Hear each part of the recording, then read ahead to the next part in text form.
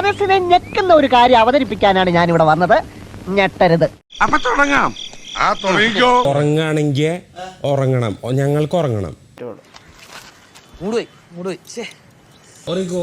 മനസ്സിലായേ? ഇവിടെ ചലക്കണ്ട, കടന്നു പോ.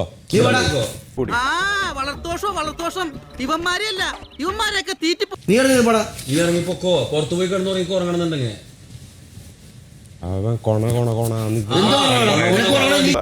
ഈ പ്രതിസന്ധി കനകാമ്പനെ തരണം ചെയ്തേ പറ്റൂ. കോണ കോണ എന്ന് പറഞ്ഞിരിക്കും. അത്രയും വേണം, വേണം, കുറച്ച് കടുപ്പത്തിൽ ഇരിക്കട്ടെ. നീ പുറത്തു പോയി കിടന്നോ?